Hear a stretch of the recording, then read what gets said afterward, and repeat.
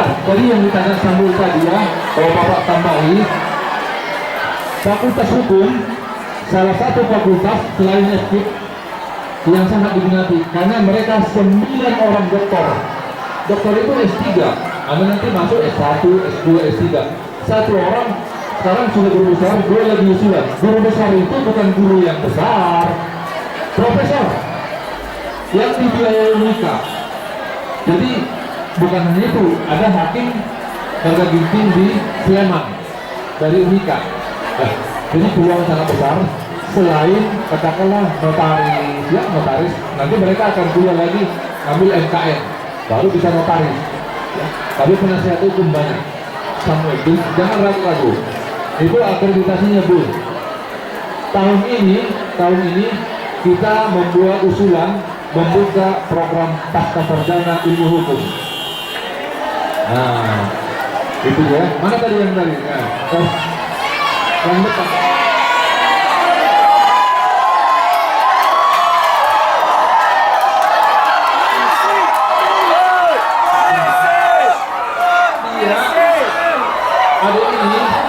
Teman kita ini rencana mau masuk asrama putri.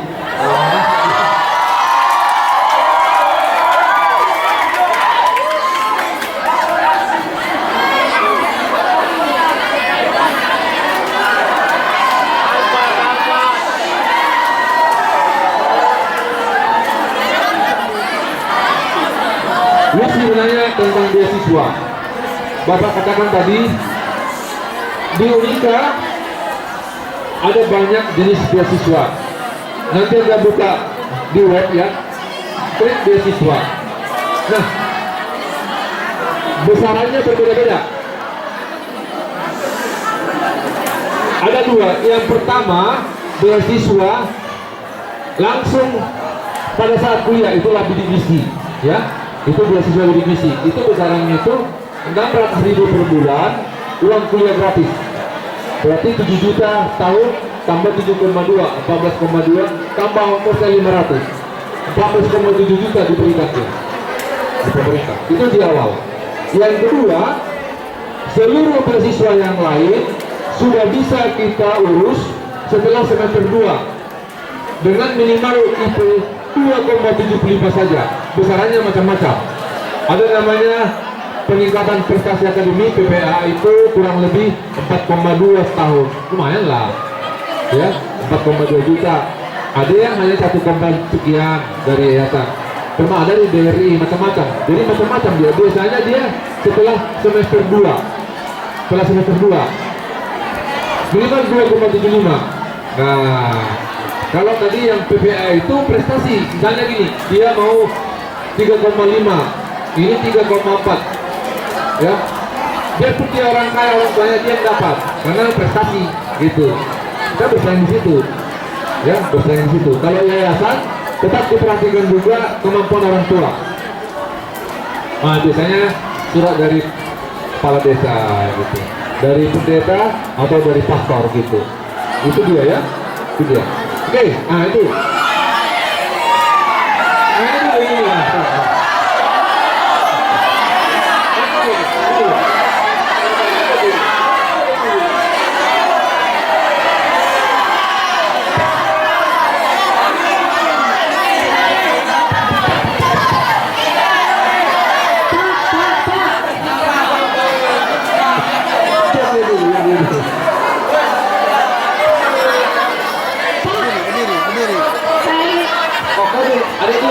Baru ya, oke. Siapa namanya?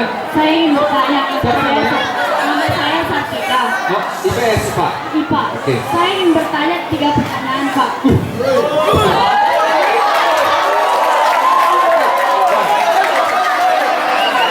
Silakan Sartika. Pertanyaan pertama Pak. Pertanyaan pertama Pak, saya ingin bertanya. Saya pernah mendengar informasi tentang seputaran SNMPTN tentang undangan. Saya ingin bertanya Pak, ada yang saya dengar bahwa katanya usulan UNIMA itu tidak mengambil pada pilihan yang ketiga. Mereka lebih memprioritaskan pilihan pertama dan pilihan kedua.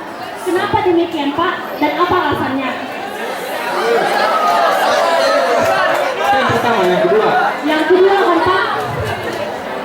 Yang kedua, saya ingin bertanya, kita tahu bahwa sekolah Katolik itu yang berbau dengan Katolik itu bagus dan apa. Tapi kenapa Pak, saya lihat kenapa sekolah Katolik tidak pernah menegrikan dirinya sendiri? Yang ketiga, saya tanya Pak, kan Santo Thomas Universitas Santo Thomas itu sudah berdiri selama 33 tahun. Otomatis dia sudah lama untuk berdiri. Tapi kenapa Pak Universitas Santo Thomas itu tidak mendirikan fakultas kedokteran? Kenapa alasannya demikian Pak? Wah, bagus sekali pertanyaan.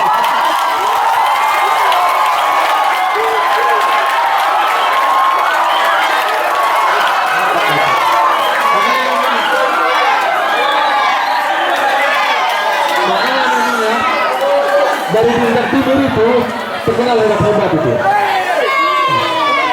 Pertama kita bintang timur. Nah, itu pertanyaan yang sangat bagus. Yang pertama, ibarat ini. Ibarat orang yang pacaran, ya. Ibarat orang yang pacaran. Kita kelas 3 SMA ya, udah kelas 3 SMA. Seorang cewek, apakah mau Anda dibuat jadi orang nomor 2? Ya kan? Itulah. Kamu nilai sampingan. Jadi gitu. Beberapa tahun yang lalu, saya katakan ya, ada SMA Katolik di Medan, tidak usah saya sebutkan, ya. Mereka menolak masuk Fakultas Kedokteran USU karena lulus dia di Jawa. Setelah itu, USU tidak menerima setahun dari sekolah itu undangan. Nah, undangan itu deh, sudah pasti universitas negeri tidak mau dinomorduakan. Tidak mau dinomorduakan ya. Tidak mau nomorduakan. Kalau Anda milih USU, katakanlah arsitektur pilihan pertama atau pilihan kedua, lalu dia memilih ya, arsitektur pilihan pertama USU, dia akan dipilih undangan bukan pilihan kedua meskipun nilainya lebih tinggi. Undangan itu pasti dia dinomorsatukan karena sekarang universitas negeri itu namanya deh sudah mengelola diri sendiri, BHMN namanya, karena uang pilihan mahal. Jadi kalau Anda nomor 2, katakanlah nomor 2 Anda buat akuntansi USU, lalu nomor 1 akuntansi UI. Yang akuntansi USU pilihan pertama udah pasti dia diutamakan meskipun lebih tinggi NEM-mu. NEM-nya nilai eptanas murninya lebih tinggi, dia yang dipilih. Lalu yang kedua tadi kakak-kakaknya yang ada di situ kalau berprestasi biasanya undangan untuk adik-adiknya pasti lebih lancar. Tahun yang lalu untuk Sumatera Utara persentase undangan paling tinggi adalah dari SMA Katolik. Tidak saya sebutkan. Jadi SMA Katolik di Sumatera Utara tidak berperan. Nah biasanya gini, kalau misalnya katakanlah Bintang Timur ini gawainya ke Gajah Mada, orang Gajah Mada pasti senang dengan Bintang Timur kalau undangan gitu. Jadi dia abang-abangmu juga yang sukses di PTN, di situ peluang kita pasti lebih tinggi undangan. Itu yang pertama. Yang kedua, Fakultas Kedokteran sudah mulai kita rencanakan itu 3-4 tahun yang lalu. Tapi itu sekarang moratorium. Moratorium itu gini deh. Untuk sekarang tidak dibolehkan lagi mendirikan Fakultas Kedokteran perguruan tinggi swasta. Yang diberikan adalah ilmu-ilmu murni dan sains.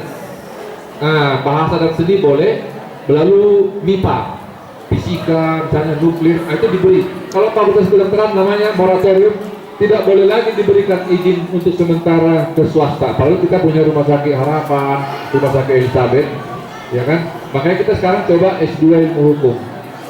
Yang ketiga, PTS itu adalah PTS, PTN itu adalah PTN. PTS kita memang yang punya Keuskupan Agung, itu tidak mungkin jadi negeri. Negeri itu memang didirikan oleh pemerintah. Nah, makanya sekarang ada, kalau Anda saya mau kasih tahu kiatnya, kalau ingin lulus negeri, ya hanya negeri, coba buka undanganmu, masukkanlah kamu Universitas Tidar. Ya, Tidar itu baru negeri ya. Lalu ada di Tangerang yang baru, pasti peluang besar negeri juga. Itu dibuka oleh pemerintah kabupaten, diusulkan kepada Kemenristek Dikti. Nah, nanti dilihatlah sumber daya di situ. Makanya Unika ini nggak mungkin dari negeri, tapi kita bisa dapat bantuan dari negeri. Contohnya tadi bidik misi. Beberapa tahun yang lalu bidik misi hanya untuk perguruan tinggi negeri. Sekarang sudah ikut swasta dapat. Dilihat mungkin kita jujur ya, jujur, karena uangnya langsung ke mahasiswa. Termasuk beasiswa juga. Kita harus aktif juga berperan di situ. Karena tidak hanya perguruan tinggi Katolik ini sama seperti SMA Katolik, jujur dia menilai. Kalau kita itu di kampus nggak ada istilahnya dosen killer, nggak ada. Habis ujian, kalau perlu lembar jawaban dikembalikan, iya kan bang ya? Lembar jawaban dikembalikan. Loh, Pak, saya kok nilai 60, kan ini benar. Oh iya, kita perbaiki. Ada waktu diberi memperbaiki nilai, ada berita caranya gitu. Jadi nggak ada dosen killer. Misalnya saya dendam dengan dia, nasimu di ujung pulpenku itu masa lalu. Kita akrab dengan mahasiswa ya, tapi punya latar. Kita akrab seperti teman, karena mereka udah dewasa. Jadi kalau kuliah itu gini, kita kan masuk 7:4 ya. Kalau kuliah, bisa dia hari ini masuk jam 8, besok kosong. Hari Rabu masuk jam 10, hanya satu les, habis itu pulang. Nah, gitu-gitunya kuliah. Jadi enggak enak lah, pakaian bebas. Ya. Makanya kalau kita nggak datang kuliah, misalnya siapa tuh namanya? Desi. Kalau dia katakanlah dia kuliah akuntansi Unika, lalu Seninnya agak sedikit galau, malas, kurang sakit kepala, nggak kuliah dia. Kalau di Bintang Timur pasti ditanya guru kelas, isi dari mana? Kalau nggak datang hari Selasa, sakit. Lain kali buat surat sakit. Iya bu, iya pak. Di Unika nggak ditanya itu sama dosen. Minggu depan dia nggak datang Selasa, Rabu. Enak kali nggak datang lagi terus. Tapi begitu keluar nilai E, karena dia nggak memenuhi syarat 75%, baru dia nangis. Nah seperti itu. Kita memanage diri kita sendiri. Nggak ada yang marahi kita nggak datang. Gitulah kuliah. Bebas saja. Makanya orang yang di kantin lah terus. Dan bisa ngambil ke atas. Misalnya kalau dia 3,0, ngambil semester 2, ngambil semester 4. Makanya ada 3,5 tahun tamat. Semester 4 bisa ngambil semester 6. Gitu. Bersaing dia ya. Itulah perkuliahan. Jadi nggak mungkin perguruan tinggi swasta dari negeri kalau milik Keuskupan Agung. Tapi kalau milik pemerintah kabupaten kota bisa jadi. Bisa jadi, karena dia usulkan nanti ke gubernur ke Menristek Dikti, jadi dilihatlah di situ sudah banyak dosennya, sudah banyak mahasiswanya, potensi wilayahnya, berapa PTN terdekat, boleh nanti keluar ini. Jadi kita nggak mungkin jadi negeri. Kebetulan memang sekarang moratorium, nggak bisa lagi keluar. Makanya kita membuka FKIP kemarin dan S2 hukum berencana. Seperti itu dia.